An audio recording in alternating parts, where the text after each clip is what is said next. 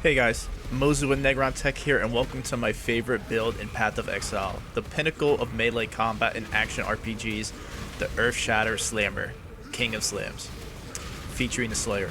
There is absolutely nothing more satisfying than leap slamming around the map fast, smashing the earth, causing massive tremors of spikes all around you, then exploding everything on your screen with the power of yelling loudly. The defenses of the build focus on a large amount of armor, high leech rate, good life recovery. We also utilize the greatly buffed endurance charges and easily spec into spell suppression if needed or if playing hardcore.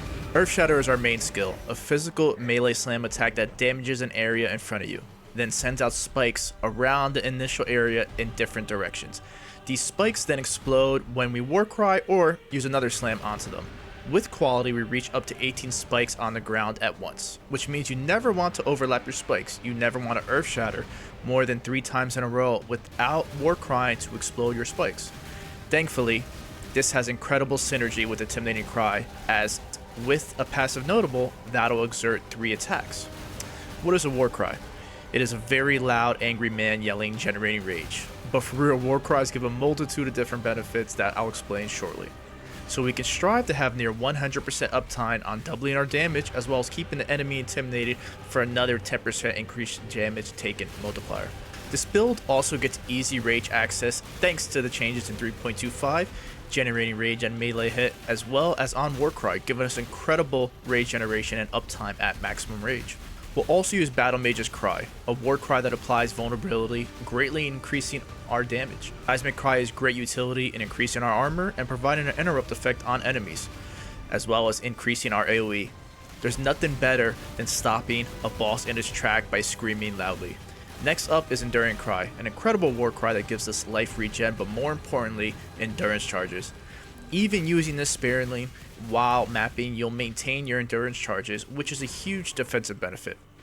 With this setup, our goal is to have Earthshatter always exerted by 3 Warcries, giving us a huge damage multiplier thanks to the new support gem Overexertion. My ascendancy of choice for this league is going to be Slayer, although Berserker is still a very solid option. Slayer gives us access to incredible leech, tankiness from Brutal Fervor, easy use of the Precise Techniques Keystone, as well as big AoE and more damage from impact, physical immunity and more damage against uniques, as well as when we kill recently.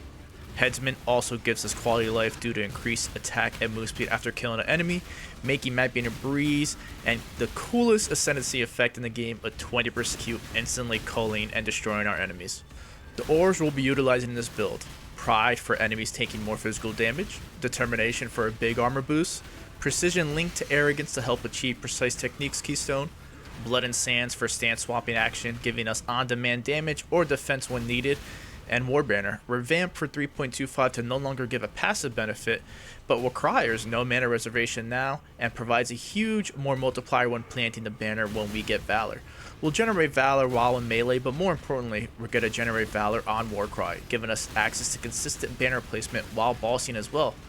Our banners are also going to give us frenzy charges, which is going to help when we do boss. Other utility gems will use Warcries of course, Intimidating Cry, Seismic Cry, and Enduring Cry in our helmet linked to Second Wind to give us an additional charge on the Warcries. Endgame will strive for Echoes of Creation, the creation of none other than the Slammer God himself, Ben.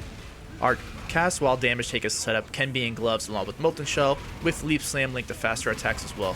You can drop faster attacks linked to Link Slam if you're willing to insert Rallying Cry for another Warcry to exert attacks, bringing Overexertion from around the 60% more damage multiplier to almost 80% more damage. Boots will put our primary ores with Frostblink in the last socket. Even though we're melee, Frostblink gives us a really nice second mobility utility, being instant and the chilling area provides. Body armor will include Battle Mage's Cry linked to vulnerability, War Banner, Precision linked to Arrogance, and Blood Rage to help us with our mapping speed and frenzy charge on kill while mapping. Finally, our weapon Sync Link. To note, obviously if you get a Sync Link armor, put your Earthshatter there instead. Earthshatter in 3.25 will have 4 mandatory links, in my opinion: Melee Fizz, Brutality, and Overexertion. This gives us 2 free support gems to choose from, which I'll honestly leave up to you to decide. I always go back and forth with these last 2 gems. Impale support is great, as even though we're a slam build that doesn't attack fast, we're still consistently hitting at least 3 times, giving Impale even more value to us. One note about Impale is that if you do go Impale support, then you are going to have to invest at least 3 points in the tree to increase the value of Impale in our build.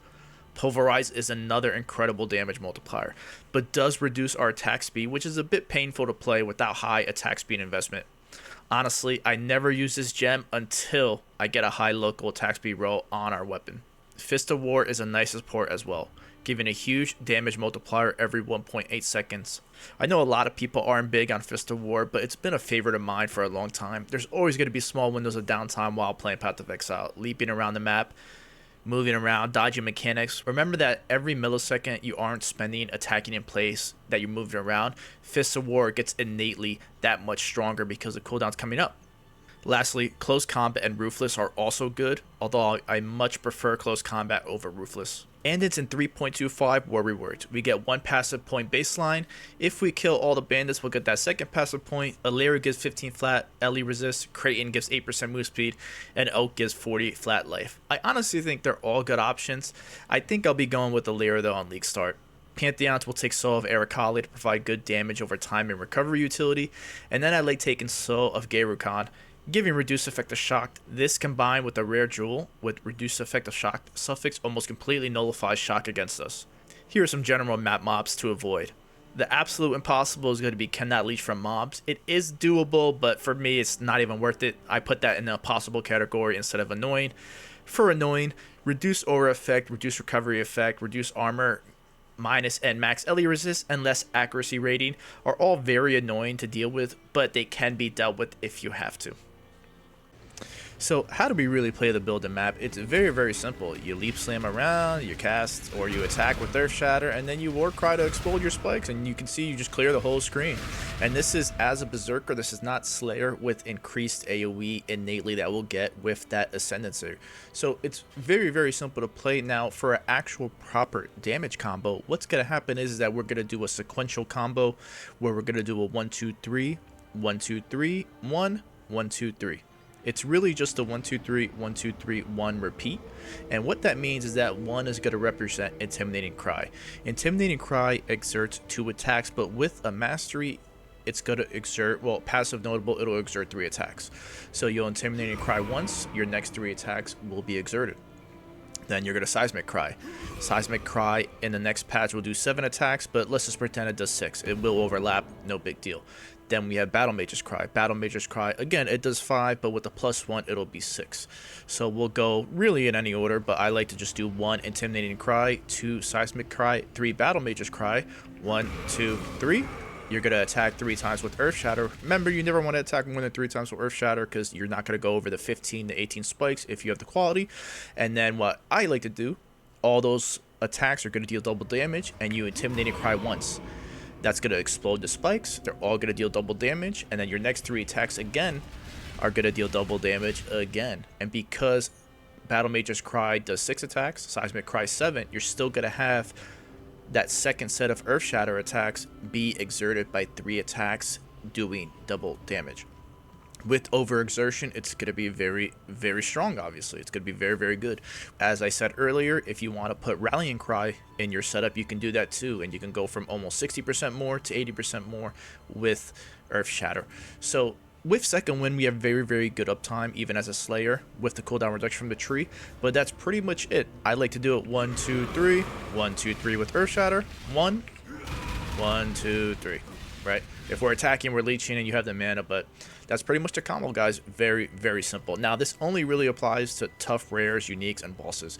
While you're mapping, you can literally just leap slam, attack once, explode, and you'll just be off to the races like that. Alright, guys. Hey, we're going to transition to the POB now, and I don't like talking about the POB because it's so boring to just like look at, but I feel like every build guy, you just have to talk about it, because if you don't, then you're kind of just being disingenuous and you're misleading the audience and people that you're trying to help. I've seen some really crazy crap online with some builds with just like some ridiculous configuration, custom modifiers, stuff like that. Just absolutely crazy to me. So for me, Guardian Pinnacle, obviously. Banner Planted, no, but we are going to get Max Valor. I like to go for this notable over here, Banner Mastery, so we get more consistent Valor generation while bossing, and also get the pleasure of getting Frenzy Charges while bossing as well. Mandatory notables and masteries for War Cries, Deep Breaths, Measured Fury are the two big musts. You might be able to bypass Admonisher, but I think it's absolutely necessary. You don't have to use Urgent Orders then, and then War Cries cannot exert travel. You can get this on gear. I don't think it's worth it. Just spend a passive point. GGG, please revert it, or reverse it, invert it, whatever, right? You also have to go a Rage Mastery. Might as well get Battle Trance, 10 max rage, 10% more damage, very good. And War Cries grant rage per 5 power. We go with minimum 10 power on War Cries over here. So what's going to happen is we always get 2 rage. It's not a lot, but it's going to help smooth out our rage generation with slow attack speed windows. Everything else is pretty standard. I do have some other trees for leveling. One thing to know about leveling is that Sunder is the best skill. I have a little thing in the notes section. And if you really know what you're doing leveling, just rush precise techniques. It's incredible to level. It's a little bit harder for newer players that might watch my videos to be like, oh, how do I maintain more accuracy than life with only precision? And it's just hard for some people to like level fast and try to get through the campaign and then maintain that. So that's really it. I already talked about everything else. One thing to note here is that please read the notes. I have some thoughts and stuff like that. I did change around some of the skills. I think setting up our War Cries before Ben's helmet, put that in the body armor and life tap it, because if you don't life tap it, you look at this, 17 mana, and that's with triple Elrions. You're not getting triple Elrions early mapping. I think just putting that in body armor, and then, you know, it's going to be hard to get a 5 link, but, you know, you get a 4 link into maps, you know, Intimidating Cry, and probably Enduring Cry second wind attached to life tap. And then once you get the 5 link, Seismic Cry, and then you don't need a 6 link, Blood Rage, War Banner, whatever you have over there, you know, figure it out on your own. The damage, let's talk about that. This is on a 4 link. I'm actually not going to go with Impale, I think, even though they did fix it in POB. Again, mandatory, that 4th link is going to be Overexertion. I do not have a custom modifier for Overexertion. If you want to see Overexertion, it's just under 60% more damage for us with 3 War Cries, and that's what it is. You can get rid of that period to get an accurate representation of what that support gem is. And that's the calculation for it. Again, nothing crazy. Initial effect, Sand Stance, Endurance Charges, you always have it. We're always fortified, only 20 rage. We really have a cap of 40 rage in my setup, but I still don't even want to go that because I don't want to mislead anybody. You're always using 3 War Cries recently with my combo. As I told you before, we're always leeching. I do not abuse you killed recently and killed rare recently. Don't have that checked off either. And, you know, we are close to the enemy, so that's obvious for melee. And they're always intimidated from Intimidating Cry. Nothing else abuse here. Very straightforward. This is the exact POB that you will see. The weapon is completely average. That is an Essence Contempt weapon with getting a T6 hybrid prefix. That's it, guys. That's what it is. It's a T6. This is not crazy with multi-modded fizz and local attack speed. And you can get these numbers. Again, Earth Shatter is the initial hit, and bosses, you're going to most likely get 2 spikes. So even with a 3 link, really, because I do not have Overexertion there, check. I do not have it checked off. You're doing 600k. You're doing a mil DPS like early maps. You know, I don't know how else to really explain it. This is a very honest setup. So that's that. Only 4 minutes, pretty good. Alright, now this is going to be bonus content. I am going to go Slayer Earthshatter, but everybody asked me about Zerker and everybody asked me about Tectonic Slam Chieftain. So this is going to be a little bit longer. If you're only interested in my starter guide, really, then the guide really ends at this point. I hope you enjoyed it. I don't really ask for this almost ever lately. It's been like 15 videos, but you know, if you do enjoy the content, please like, comment, and subscribe. I appreciate it. I really don't care about the subscriptions, but I like learning, right? So let's get into Zerker. I think Zerker really is the best setup if we go auto exert. Earth Shatter just doesn't matter for Warbringer anymore because you don't need to exert twice as many attacks, because you're always going to be War Crying to explode spikes. You can't attack 4 times and waste that last attack and waste spikes.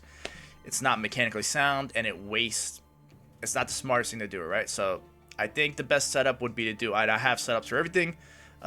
Zerker auto exert with a ground slam, probably the best skill with the 4 link. Very solid. I don't have a Zerker gear set, but it's kind of similar. You just don't go precise techniques, you'll just go resolute technique instead, right? All right, so that's pretty much it. Again, auto exertion is very, very chill on mana. It's not as bad. You only really lose one aura. I think I'm using determination and not using pride. You can switch this up with bossing if you're going Zerker, but this is just a rough draft, guys. Nothing crazy, right? Moving on, this part's gonna take a little bit longer. Let's talk about the Chieftain, because everybody and their mother wants to ask me about Chieftain, and I keep trying to tell people I'm not the Chieftain. I'm not the Chieftain guy, man. I played Tectonic Slam twice in the past 3 years. And every time I play it, I'm just not a fan, right? So I have a Chieftain gear set. I think the heist weapon is absolutely mandatory. You're going to need additional war cries, because the way I go for it is that I actually just am going to path away from that node. It's not worth it to go over there. And again, Chieftain is going to be an auto exertion. We're going to do full Fizz to Fire. I think Fizz conversion to any element is just a little bit weaker than pure Fizz, but it is what it is. This is not a 5-link. One thing to note about Chieftain, typical stuff that if you're going to be fire, right? Auto exertion, this does require Enlighten. This is not a good starter build, especially because I think Cluster Jewel is very, very important for the Chieftain variant. And you see, we just get a lot of the same stuff. We just path a little bit differently, get the fire conversion, blah, blah, blah, blah, blah, blah, right? This setup also has 100% uptime on War Cries. You can notice here, 100% uptime. We get enough duration with cooldown, so very, very good there. And because you attack pretty slow, all your attacks are going to be exerted. One thing to note here, benefits of Chieftain, right? Look at that max res. That max res is with only 2 max res notables, and without even going Storm's Embrace. That's kind of crazy. You're getting all that max res from Ancestral Cry, right? One thing to note here that you're going to be probably asking me, why is he doing Chieftain and why is he doing Warcry buff effect? Well, Warcry Infinite Power does not work the way I thought it worked. I've never played Red Blade before, so what actually happens is, and this is straight from Mark's mouth from 4 years ago, Infinite Power does not mean you can bypass 25 max power. What it means is that regardless of enemies around you or the situation around you, you will always max out the power. I don't know why they say infinite power. That does not make any logical sense to me. But hey, this is GGG we're talking about, right? So infinite power means it's infinite. It's not finite. 25 is finite. So that's what it means. Sorry about that, right? So that's my rant. So Ancestral Cry, with your exerted attacks, it gives 25 added Fizz to Fire. With Warcry buff effect, with this Chieftain setup and the notable, you're going to get 105% Warcry buff effect, right? What does that mean? I do not know, honestly. I really don't know. Is it additive, multiplicative? Is it, 25% more, what does it say? 25% increase Warcry buff effect. Does that mean increase like, it's only going to go from 25 to whatever? Or is it 25, 100% of that? Now it's just, it's really 105%, but let's just make it easy math. Does that mean 25% added Fizz becomes 50%? Due to the buff effect, if you check the PoE wiki, these parts of the Warcries are buffs. They are buff effects, and they are affected, per the wiki, by increased Warcry buff effects. So logically to me, it feels like that's how it should work. I don't think it works that way. I feel like more people would do it because then Ancestral Cry would go from 3% max res to 6% max res, and then you look over there, all of a sudden you're at triple 90 res as Chieftain with 0 investment. With just a chest from gear, you have 90 max res. Like, and some Warcry buff effect that you have up 100% of the time. Kind of ridiculous, right? Let's say you're a crit version. You still use Battle Mage's Cry. 2.5 become 5% base crit.